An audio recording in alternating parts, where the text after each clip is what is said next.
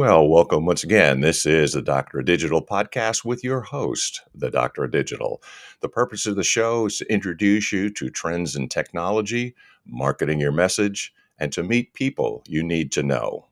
Did you know that in recent years there has been a growing interest in the scientific study of consciousness, and researchers have used various methods such as brain imaging and behavioral experiments to investigate the neural correlates of consciousness and the mechanisms understanding states of awareness?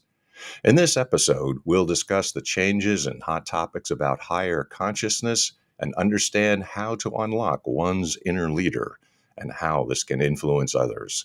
By the end of this episode, you'll be better equipped to know what to do, and I'm going to encourage you to contact my guest, Dr. Baydar. Dr. TERI Baydar is a leadership coach and CEO whisperer. She has an MBA from Hult International Business School, and she also got a book, Flip Your Switch, which we can also talk a little bit more about as well. And with that, we'd like to welcome TERI to the program. Thank you so much for joining us. Great to have you today. Thank you. It's a real pleasure to be here. I'm very excited. Well, that sounds outstanding. Now, I'll give you a basic introduction, but we'd sure like to know a little bit more about you. So if you could tell us something about your background or something about, well, the fact that let's know a little bit more about who you are. Yeah. So I've spent 35 years trying to figure out consciousness, basically. Actually, probably a little bit more because I was, even as a child, trying to figure out different aspects of how we think, what we think, how it affects us, what we feel, and how we perceive things. Okay. Yeah, I think the big turning point, there was a couple of turning points. One was I worked with for 7 years what we call an unacknowledged special access project for the French government when I was living in Paris.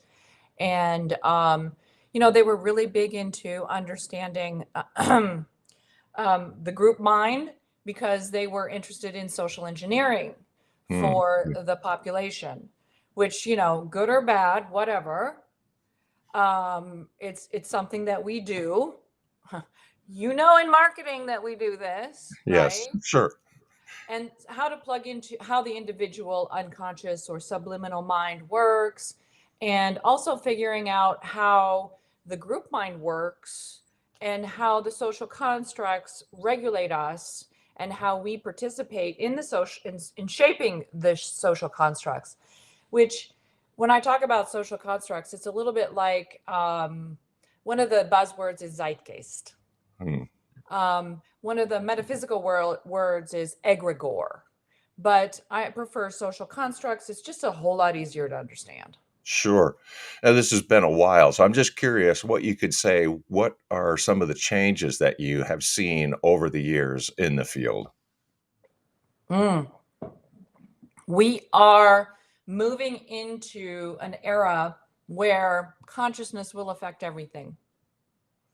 The awareness of consciousness is our next step as a species. So think about how technology has moved forward so fast.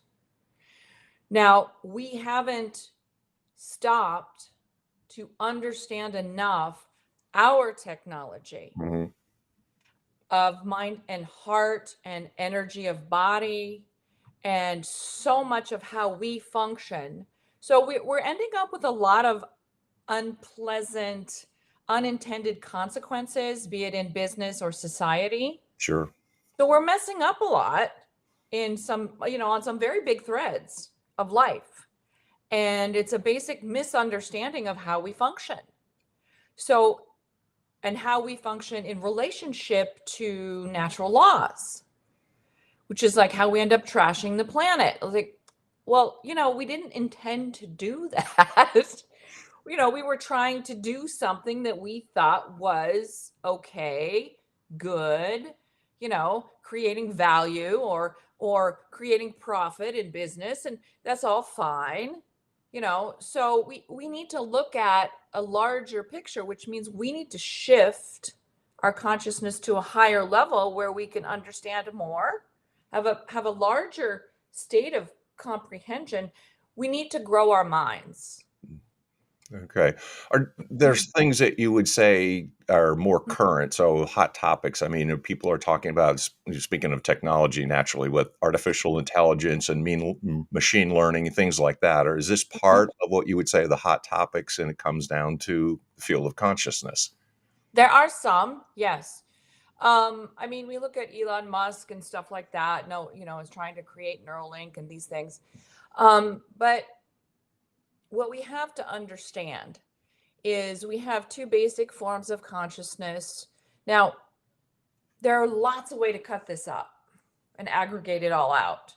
But that's actually what I'm trying to do, is synthesize it so that we can have a better, more simple understanding, so that everybody can get a basic understanding of how this works, and they can do it for themselves, for their business, for their leadership, for everything that they're doing.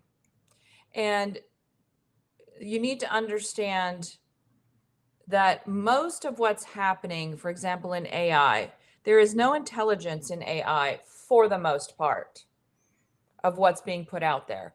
It is very high powered left brain function done by a machine.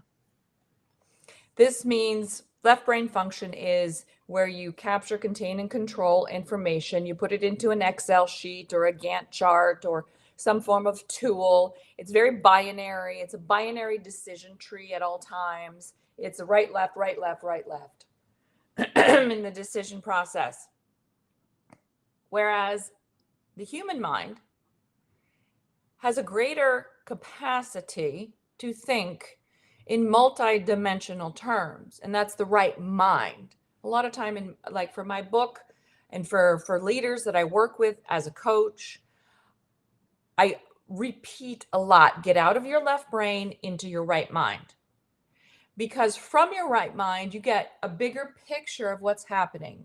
You can be a real leader. You can understand the human consequences. You can understand and see farther. You have more vision. You want to be able to do that so that whatever you're doing with people or products can go farther and not have unintended consequences. So I'm a little bit rambling here, I know, but I'm like got like 35 years of stuff I'm trying to give you in like 30, not even 35 minutes. Well, it's good because that's really what we're trying to get to. I mean, there's a question I'd be curious about as well too, because this is one of those things in AI and machine learning. Are they ever going to develop, or have they developed consciousness themselves? I don't know. Hmm. I don't know. Right now, we have to look at what is consciousness, because consciousness, as we know it, think of it as awareness. Replace the word consciousness with awareness.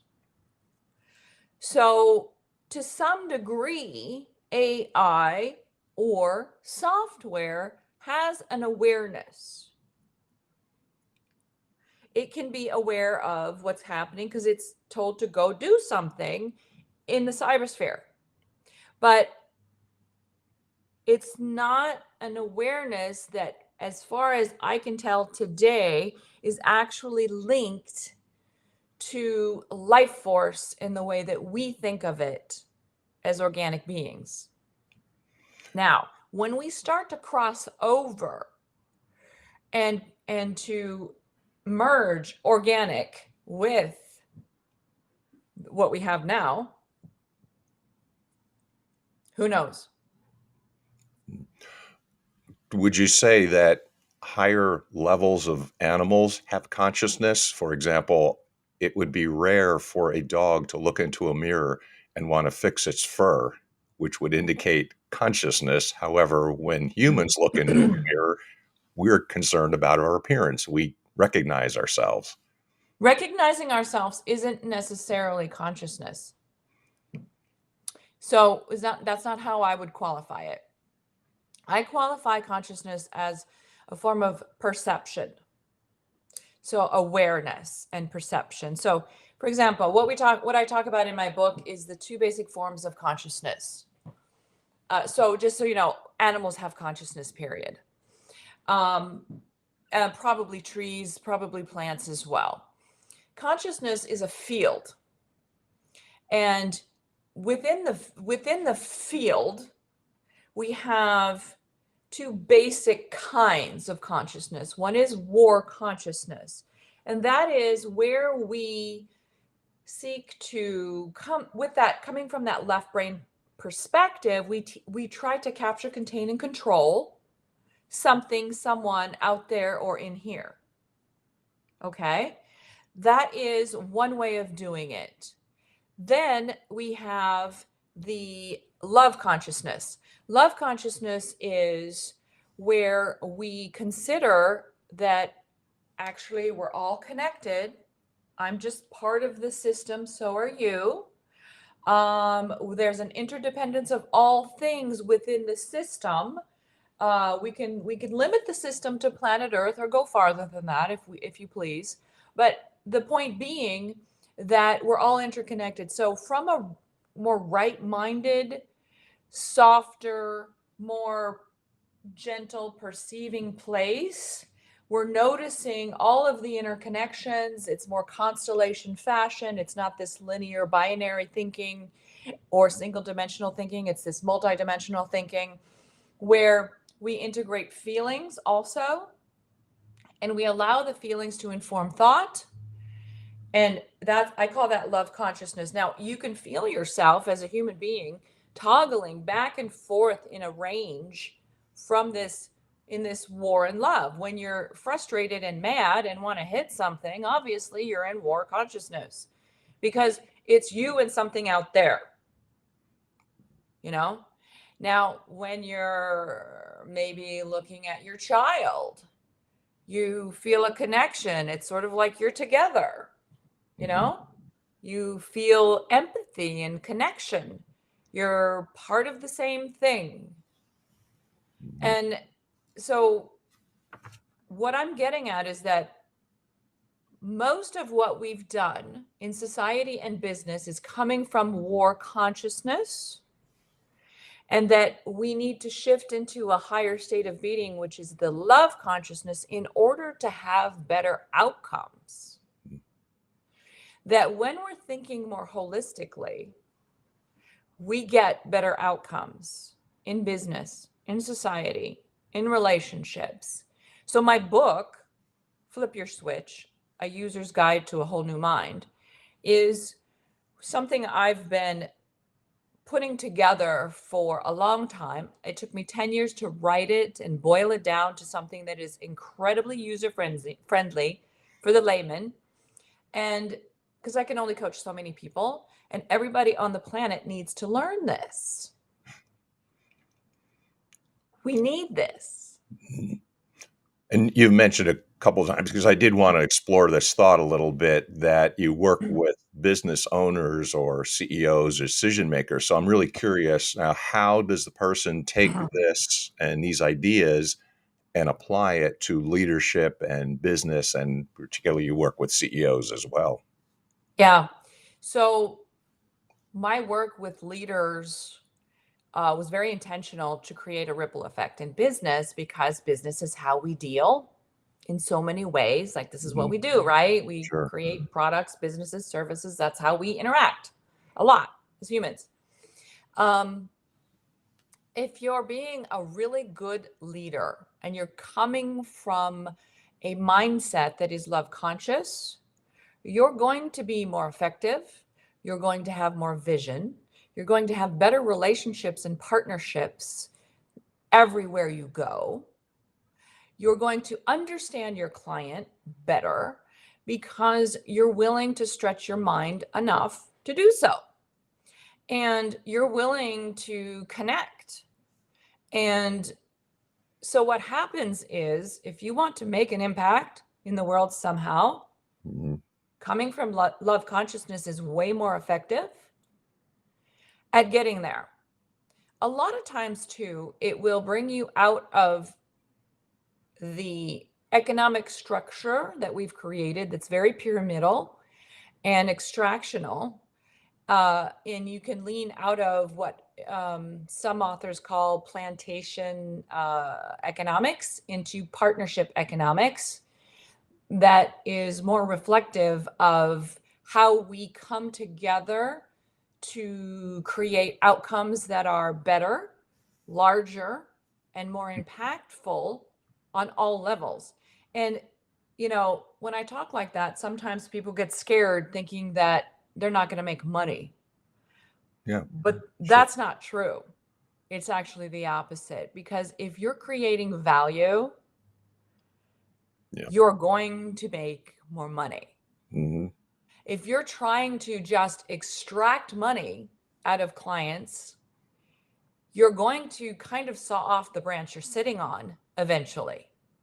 So it's the value creation first that you have to focus on from a love conscious point of view. What are you doing that makes a difference?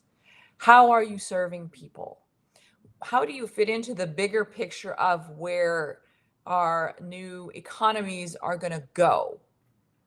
Um, and I really enjoy my job, because this is when it really gets into what I call, or actually I have been called, cosmic consigliere. It's like understanding where we're going, really from the very, very big picture, and how business models are shifting, whole industries are screaming to be born. We have a massive shift coming. We are at the cusp of a massive shift in how we deal with one another, and how we make things, how we manufacture things, how we sell things, how we distribute things, how we serve and service one another is going to change. And it'll probably come really fast. It'll look like, the internet boom. When you work with business owners, I'm curious, maybe you could talk a little bit about the process. Like, what do you offer? What do you say? And what's the process like if a CEO or a business leader wanted to speak with you so that they get some idea and some sense of what you do? Well, it's a mind shift. It's a mind shift. It's a journey. Typically, in my private practice, it's about an 18-month journey. It takes about 2 hours a month, 1 hour every 15 days. And we use real life and the book and the constructs to shift. So, for example, there's a couple of things you have to debunk first, the things you believe in that are keeping you stuck. Hmm. And there's some really common social constructs that are doing this. One of them is what I call the happiness formula lie. That is this erroneous idea that once I get the right house, the right spouse, the right degree, the right job, the right income, the right dress size, or the right hair color, or the right whatever, and I line them all up, then I'll be happy. Whenever you're working from this kind of mental model that is an if then structure, most likely you're wrong. You're off track, because that is fundamentally a lie. It has never worked for anyone. And what happens is one side of the equation just keeps shifting, and you never get to the other side of the equation where you get to be happy. Happiness is a state of being, and it comes from being in that state I talked about, which is the love consciousness. It's this interconnectivity with other things and people, a higher understanding of how life works.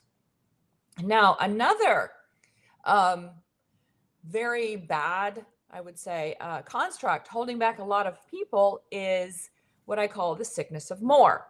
And that is a fundamental idea that there's never enough. Like, I get something, okay, great, now I have it. I don't want it anymore. Let me get to the next thing. And that keeps people on the treadmill. And keeping people on the treadmill means that they don't evolve, they don't respond to their natural calling, they don't develop their natural skills like they came with. We all have these like hidden superpowers. We don't respond to our evolutionary drive. We don't evolve. We're here to evolve as individuals and as groups, as companies, as countries, as a species. And if we're not doing that, we're getting squelched. And some of these social constructs are holding us there, Mhm. which is sad. It's such a loss of potential. Yeah. So we have to break those, and then we have to consciously curate oneself as an individual, because leadership comes from the inside. It's who you're being while you're leading that makes you a good leader.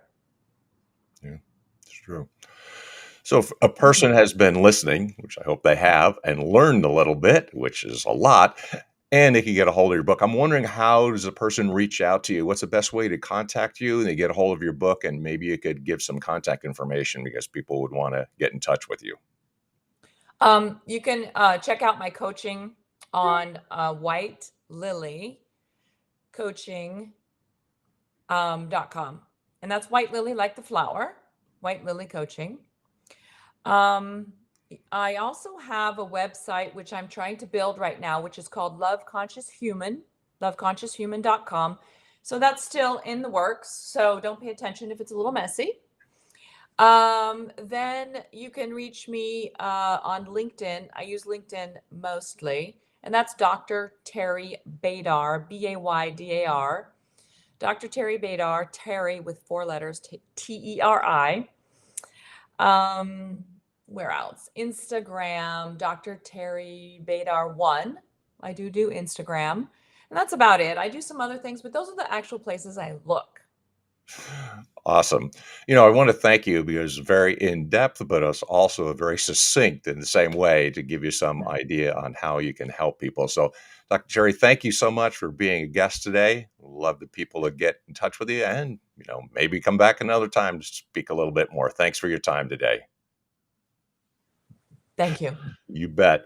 Well, if you've enjoyed the program and if you enjoy what you're hearing, and hopefully you do, if you need help with the website, marketing your message, or anything having to do with business and technology, from everything from the mundane to the arcane, get in touch with me, the Doctor of Digital. And of course, make sure that you like, you subscribe, you share, and positively review on Apple Podcasts.